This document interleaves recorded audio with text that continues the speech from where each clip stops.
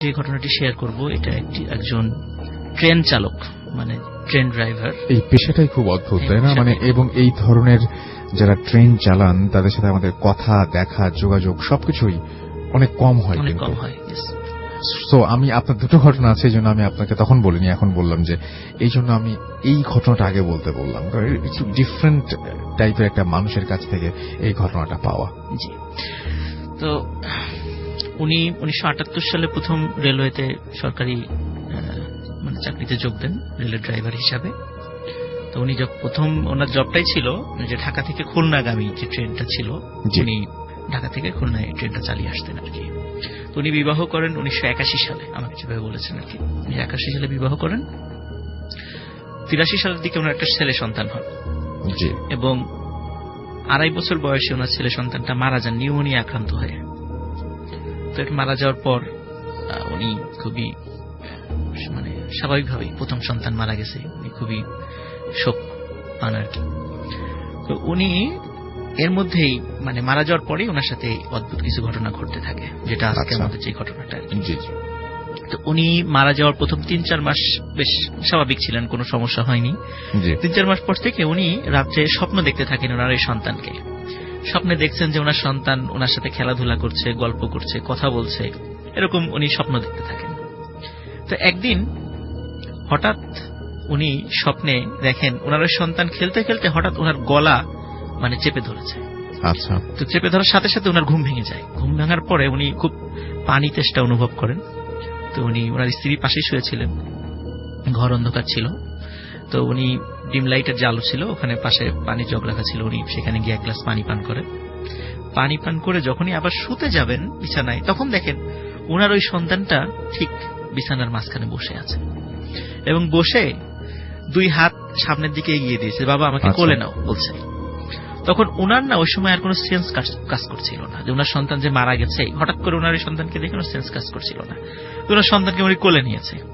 কোলে নেওয়ার পরে ওই সন্তান বলছে, বাবা আমাকে ছাদে নিয়ে চলো, আমি ছাদে যাব, তোমার সাথে খেলবো। আসলে তখন যে এত রাত হয়েছে ওইটাও উনি ভুলে গেছেন। উনি ওনার সন্তানকে নিয়ে ছাদে চলে গেছেন, ছাদে গিয়ে খেলাধুলা করেছেন। আবার একটা সময় ছেলে বলেছে যে বাবা চলো এখন ঘুমাবো। উনি আবার ওই সন্তানকে নিয়ে এসে শুয়ে পড়েছেন। কিন্তু সকাল যখন হয়েছে, এই যে রাত্রে এত ঘটনা যে ঘটেছে উনি একদম বেমালুম ভুলে গিয়েছিলেন এবং উনি পরে কিভাবে মনে করেছেন সেটাও আমরা বলবো গল্পের পর্যায়ে এসে। উনি সকালে সেটা বেমালুম ভুলে যান, কিছুতেই মনে করতে পারেন না রাতে কি ঘটনা ঘটেছে। এরকম প্রায় প্রতি রাতেই ঘটতে থাকে, কিন্তু উনি সকালে ভুলে যান সেটা। ওনার স্ত্রী এটা বেশ কিছুদিন যাবৎ ফলো করেছেন যে উনি রাত্রেবেলা উঠে কোথাও যেন চলে যান এবং আবার বেশ আধা ঘন্টা 1 ঘন্টা পর আবার ফিরে আসেন। তখন স্ত্রী ওনাকে জিজ্ঞেস করছে তুমি রাত্রেবেলা কোথায় যাও? তখন উনি বলে কই রাত্রে তো আমি কোথাও যাই না। তখন বলছেন না তুমি যাও, এরকম ঝগড়াঝাটি হয়েছে, কোথায় যাও? তখন উনি সেটা অস্বীকার করেন। তাই স্ত্রীর মনে খুব সন্দেহ হয়েছে ঘটনা কি, সে রাত্রে কোথায় যায় এবং আমাকে বলে না। একদিন স্ত্রী মানে ঘুমিয়েছিল যখন, তো উনি ওই একই ঘটনা কিন্তু ওই যে ওনার সন্তানকে দেখেছে, সন্তানকে নিয়ে উনি বাইরে যাবেন, দেখে যে পাশে ঘুমিয়ে আছে তার সন্তান, ওই সন্তানকে উঠে নিয়ে বাইরে যাবেন। ওনার স্ত্রী এটা ফলো করেছে, কিন্তু দেখেছে তার সাথে কেউ নাই, দেখেছে ওনার স্বামী কোথায় যেন বাইরে যাচ্ছেন। আচ্ছা। উনি কিছুক্ষণ পরে ওনার ওনার পিছু নেন আর কি, পিছু নিয়ে দেখে যে উনি ছাদে চলে যাচ্ছেন, বাড়ির ছাদে। তো ছাদে গিয়েছেন, তো উনি যখন পরে গিয়েছেন সাথে সাথে উনি যেই ঘটনাটি দেখেছেন এটা আসলে ওনার স্ত্রীও দেখার জন্য আসলে প্রস্তুত ছিলেন না। দেখে ওনার স্বামী ওনার ওই ছোট সন্তান যে 2.5 বছরের সন্তান যে মারা গেছে সেই সন্তানকে নিয়ে খেলাধুলা করছে ছাদের উপরে। উনি ওই জিনিসটা দেখার সাথে সাথে চিৎকার দেন। চিৎকার দেওয়ার সাথে সাথে ওনার স্বামীর মানে হুঁশ ফিরে আসে। তখন হুঁশ ফিরে আসে, বলে যে কি ব্যাপার, আমি ছাদে কেন? ওনার স্বামী তখন বলছে আমি ছাদে কেন? তখন স্ত্রী বলে যে এই যে তুমি এতক্ষণ আমাদের ওই বাবুর সাথে খেলছিলা। বলে কই, আমি কোথায় খেলছিলাম, আমি ছাদে কেন? উনি কিছুতেই সেটা মনে করে পরে যখন বলেছে এতদিন যে ঘটনাগুলো ঘটেছে তখন ওনার মনে আসছে যে হ্যাঁ আসলে আমি এরকম স্বপ্ন দেখতাম, আমি প্রতি রাত্রে দেখতাম আমার সন্তান আমার পাশে ঘুমিয়ে আছে, সে আমাকে বলে যে চলো বাবা ছাদে দিয়ে খেলাধুলা করব। তখন ওনার এই সব ঘটনা তখন ওনার মনে, তখন উনি বলেন যে আমার সাথে এই ঘটনা ঘটেছে। তো যাই হোক, ওনার স্ত্রীও খুব ভয় পান এবং তারপরে ওনারা বেশ পাশের এক মসজিদের ইমাম সাহেবের কাছ থেকে একটু ঝাড়ফুঁক নিয়ে আসেন, পানি পড়া নিয়ে আসেন, যাতে করে পরবর্তীতে ঘটনা না ঘটে। কিন্তু রাসেল ভাই এরপরে ওনার সাথে আরো সাংঘাতিক ঘটনা ঘটা শুরু করে।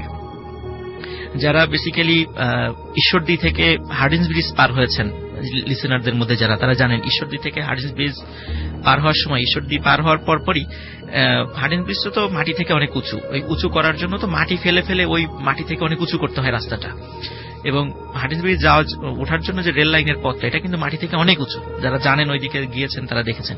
উনি ঈশ্বরদী থেকে যখন ট্রেন নিয়ে হার্ডিঞ্জ ব্রিজের দিকে আসছিলেন, তখন হার্ডিঞ্জ ব্রিজ থেকে মানে হয়তো 1-1.5 কিলোমিটার আগে হঠাৎ উনি দেখছেন রেল লাইনের মাঝখানে ওনার ওই সন্তানটা দাঁড়িয়ে আছে, এবং ওনার ওই সন্তানটার মাথাটা না অস্বাভাবিক রকমের বড়, মানে অনেক বড় মাথা, এরকম মাথা হওয়ার কথা নয়, অনেক বড় মাথা।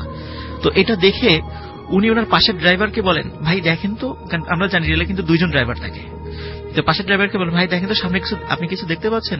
উনি বললেন, না আমি তো কিছু দেখতে পাচ্ছি না। তখন বলে যে, ভাই সামনে আমি একজন মানুষ দেখতে পাচ্ছি, ট্রেনের গতি তো কম, আমি কি থামাবো?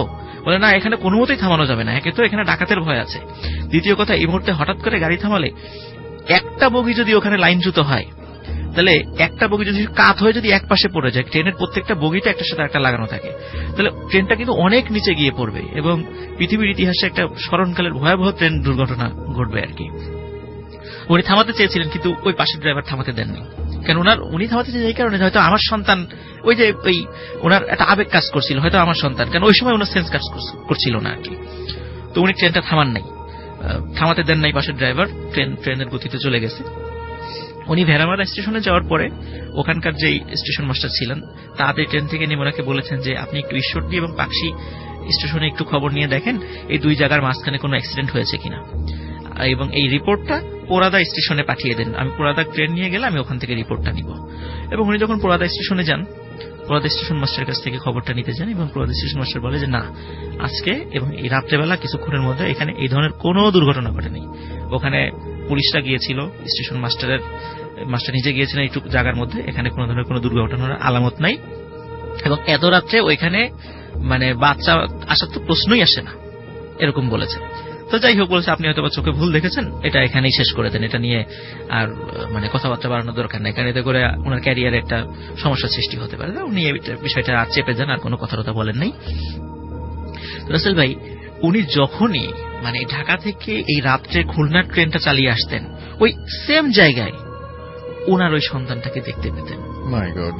এবং ওই যে বিশাল বড় মাথা, মানে স্বাভাবিক নয় কিন্তু, মানে অনেক বড় মাথা, না বুঝতে পারছি। তো এরকম দেখতে পেতেন। উনি একদিন স্বপ্নে দেখলেন ওনার ওই সন্তানটা, ওই সময় উনি আগে যে সন্তানকে দেখতেন স্বপ্নের ভিতরে কোলে নিয়ে খেলা করছেন, তো এইবার ওই সন্তানকে ওই মাথাটা বড় অবস্থায় দেখতে পেলেন। খুব রাগেশ্বরে ওই সন্তানটা বলছে যে, বাবা তুমি আমার উপর দিয়ে ট্রেনটা চালিয়ে দিতে পারলে, তো তুমি তো আমাকে আর ভালোবাসো না, আমার ভালোবাসা ভাগাভাগি হয়ে যাবে এমন কাজও আমি হতে দেব না, সুতরাং আমি আমার কোনো ভাই বোন হতে দেব না।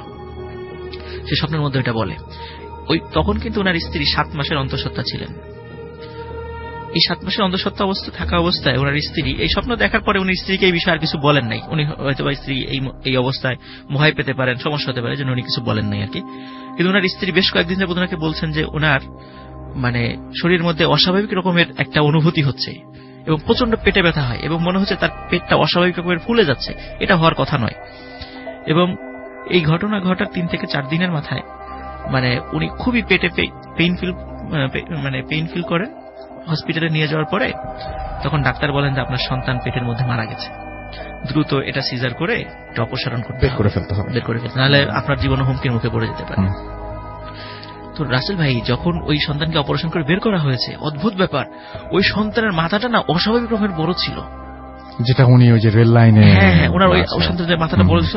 এবং ওনার স্ত্রী যে হঠাৎ করে পেট ফুলে যাচ্ছিল এবং পরে মারাত্মক পেইন হয়, মানে এইটার কারণে হয়েছে ওনার ওই সন্তানের মাথাটা অস্বাভাবিক রকমের বড় হয়ে গিয়েছিল। আচ্ছা, তো যাই হোক ওনার সন্তান মারা যান ওটা পেটের মধ্যেই। এবং এরপরে ওনার একাধিক সন্তান কিন্তু ঠিক এই 6 থেকে 7 মাস যখন অন্তঃসত্ত্বা উনি থাকেন এই সময়ের মধ্যেই মারা যান। এবং প্রত্যেকটা সন্তানের পর এক তার সাথে দুর্ঘটনা ঘটতে থাকে এরকম একের পর একটা। এবং একটা পর্যায়ে উনি আর মানে সন্তান ধারণ করার যোগ্যতাই হারায় ফেলেন।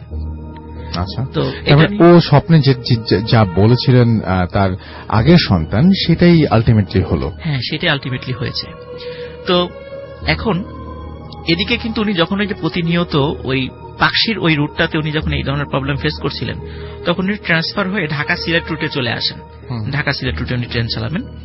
তো এর ভিতরে মানে যে ঘটনাটা ঘটে এটা ছিল সবচেয়ে মারাত্মক ঘটনা।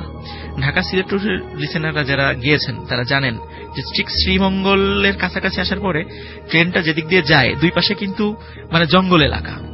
হ্যাঁ, এবং একটা দীর্ঘ সময় কিন্তু জঙ্গলের মধ্যে যান, তারপর দুই পাশে মানে চা বাগানও আছে, যদিও সেটা খুবই সুন্দর একটা জায়গা, কিন্তু রাতের বেলা জায়গাটা মানে দিনের বেলা যতটা না সুন্দর, রাতে কিন্তু ঠিক ততটাই ভয়ঙ্কর। তো উনি একদিন সিলেটে যখন রাতের বেলা ওই দিক দিয়ে আসছিলেন ট্রেন নিয়ে, হঠাৎ উনি তখন দেখছিলেন যে ওনার ওই যে সন্তানটা, প্রথম সন্তানটা, এরকম একাধিক 10-12 জন সন্তান রাস্তার দুই পাশে দাঁড়িয়ে আছে, এবং উনি এটা দেখে খুবই ভয় পান যে এখানে মানে আমার এই প্রবলেমটা শুরু হয়েছে। মনে করছে হয়তো বা ওই পাখি রুটি ছিল, এখানে হবে না, কিন্তু এখানে ওই প্রবলেমটা শুরু হয়। এবং উনি ট্রেনটা থামান নাই, ট্রেনটা যথারীতি ট্রেন চলছে ট্রেনের গতিতে, উনি হঠাৎ করে ফিল করলেন এই 7-8 জন এই ছোট ছোট বাচ্চা এবং অনেক বড় মাথার আকৃতির, এবং সবাই একই রকম চেহারা, প্রত্যেকের চেহারা ওনার সন্তানের মতো, এবং এই 7-8 জনই ট্রেনের মধ্যে ঢুকে পড়েছে, ইঞ্জিনের মধ্যে। আচ্ছা, ঢুকে ওনার সাথে ধস্তাধস্তি শুরু করেছে, এবং ওরা প্রত্যেকেই ট্রেনটার হুইলটা টান দিয়ে এটা থামানোর চেষ্টা করছে। ওনার সাথে যে মানে কো ড্রাইভার ছিল সে আবার একটু ক্লান্ত ছিল, ওনাকে বলেছিল ভাই আমি একটু ঘুমাবো, আমাকে একটু পরে ডেকে দিয়েন, কারণ ট্রেনের 2 জন ড্রাইভার থাকে, আমরা জানি যে একজন চালান বেসিক্যালি, আরেকজন সাথে থাকেন মানে সহযোগী হিসাবে। তো উনি বারবার চেষ্টা করছেন, চিৎকার করছিলেন তাকে, কিন্তু ওনার ঘুম কিছুতেই ভাঙছে না। আর ওই যে ছোট ছোট যেই বাচ্চারূপী যেই জিনিসগুলো ওখানে এসেছিল, ওরা বারবার ট্রেনটা থামানোর চেষ্টা করছিল, এবং উনি খুব ধস্তাধস্তি শুরু করেছে কোনো মতে যে ট্রেনটা থামাতে না পারে। ওই একটা ডেঞ্জারাস একটা জায়গায় রাতের বেলা, ওখানে কিন্তু ডাকাতের ভয় আছে এমনিতেও। তো উনি অনেক চেষ্টা করেছেন থামাতে না পারে, কিন্তু এরকম ধস্তাধস্তির একটা পর্যায়ে কেন জানি ওনার পাশের ড্রাইভারের ঘুম ভেঙে যায়। ঘুম ভেঙে উনি দেখেন উনি কিসের সাথে, শূন্যের সাথে ধস্তাধস্তি শুরু করেছেন। তো উনি বলেন ভাই কি করেন, আপনি তো ট্রেনের মানে দরজা দিয়ে পড়ে যাবেন বাইরে। উনি তাড়াতাড়ি মানে পড়ে যাওয়ার মতো অবস্থা হয়ে গেছেন, তাড়াতাড়ি যে ওনাকে ধরে ফেলেছেন। এবং তখন আবার ওনার হুঁশ হয়েছে, দেখে যে না আশেপাশে এখন আর কেউ নেই, তখন আর কেউ ছিল না। তখন উনি বেশ মাসখানেকের তখন ছুটি নেন, ছুটি নিয়ে দীর্ঘদিন উনি মানে ট্রিটমেন্ট করেন যে হয়তো ওনার সাইকোলজিক্যাল কোনো প্রবলেম হয়েছে কিনা। বাট ডাক্তার বলছেন না আপনার কোনো সাইকোলজিক্যাল প্রবলেম নাই, আমি এটাই ভাবছিলাম যে সাইকোলজিক্যাল কোনো প্রবলেম, কোনো সিজোফ্রেনিয়ার প্রবলেম নাই, হ্যালুসিনেশনও হয় নাই, এরকম তারা কোনো কিছু বলতে পারেন নাই আর কি। তো যাই আসল ভাই, ওনার স্ত্রী কিন্তু স্থায়ীভাবে মানে সন্তান ধারণ অনুপযোগী, ডাক্তার বলে দিয়েছেন আপনি আর কখনো সন্তান ধারণ করতে পারবেন না। তো ওনার এই বিষয় নিয়ে ওনার মনে খুবই কষ্ট ছিল। তো উনি ওনার বাড়ির পাশে একদিন এক রিকশালার সাথে তার পরিচয় হয়। রিকশালা একটু ধার্মিক ছিলেন আর কি, হুজুর গোছের একজন ছিলেন। তো রিকশালা একদিন ওনাকে বলছেন ভাই আপনার সবসময় দেখি মন টন খারাপ, তা কি আমাকে বলা যায়? তা উনি বলছেন যে আসলে আমার তো আসলে সন্তান হয় না, এরকম ঘটনা ছিল। তখন রিকশালা বলেন যে আচ্ছা ঠিক আছে, আমি আপনাকে একটা সমাধান দিতে পারি। তো সমাধানে যদি আপনার সন্তান হয় তো অনুরোধ যে আপনি আমার কথা কাউকে বলবেন না। তো উনি বলেন আচ্ছা ঠিক আছে বলবো না। তখন উনি একটা পানি পড়া দেন, বলেন যে আপনি এবং আপনার স্ত্রী টানা 3 মাস এটা খাবেন এবং পরে কি হয় আমাকে জানাবেন। তো 3 মাস পরে সত্যি অদ্ভুত ব্যাপার, আল্লাহর কি ইচ্ছা, উনি ওই রিকশালাকে বলেন যে হ্যাঁ আমার স্ত্রী মানে সন্তান সম্ভব। এবং ডাক্তার আগে তাকে দিয়েছিল তারা মানে বলেছে যে এটা অসম্ভব ব্যাপার, এটা হতেই পারে না, হ্যাঁ যে উনি সন্তান সম্ভব হবেন। তো যাই হোক সবাই আশ্চর্য হয়ে গেছে, কারণ ওনার একটা মেজর অপারেশন হয়েছিল যার কারণে ওনার কোনো সম্ভাবনা ছিল না, এটা একটা মিরাকল আর কি।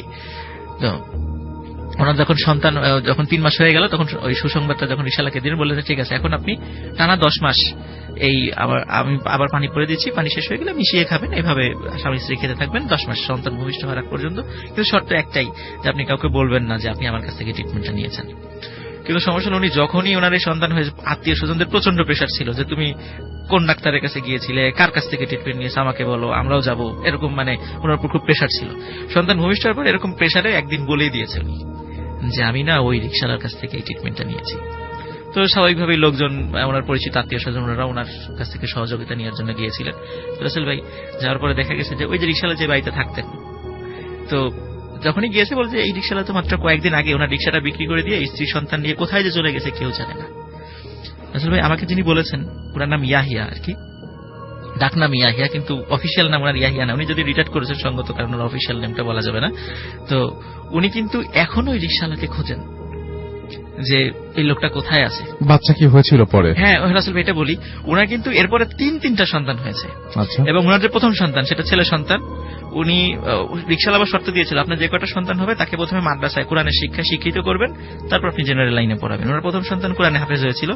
ওনার প্রথম সন্তান বুয়েটের সিভিল ইঞ্জিনিয়ার, এবং উনি বর্তমানে বিদেশে আছেন, কানাডাতে আছেন। ওনার প্রথম সন্তান এবং খুব ভালো একটা পজিশনে আছে। ওনার দ্বিতীয় সন্তান কন্যা সন্তান, সে ঢাকা ইউনিভার্সিটির বর্তমানে মাইক্রোবায়োলজি ডিপার্টমেন্টে পড়ে, এবং সে সন্তানও কিন্তু ওই মেয়ে যে সেও কিন্তু সাধারণ মেয়েদের মতো না, খুবই পর্দানসীন মেয়ে, এবং সে কোরআনে হাফেজা। এবং ওনার সর্বশেষ যে ছোট একটা সন্তান আছে, সে সন্তান বর্তমানে এবার ইন্টারমিডিয়েট পরীক্ষা দিচ্ছে আর কি। তো আমাকে এই গল্পটা বলেছেন যে এইভাবে ওনার জীবনে প্রথম সন্তান হারানোর পরে যে এই যে ভয়ঙ্কর যে অভিজ্ঞতা, আমরা কিন্তু শান্তনু রাসেল ভাই এই পর্যন্ত আমার লাইফে আজকে প্রথম আমি একজন ট্রেন ড্রাইভারের গল্প নিয়ে আসতে সক্ষম। আমরা এটা শুনেছি, বাট এটা খুবই রেয়ারলি পাওয়া যায়। Thank you very much.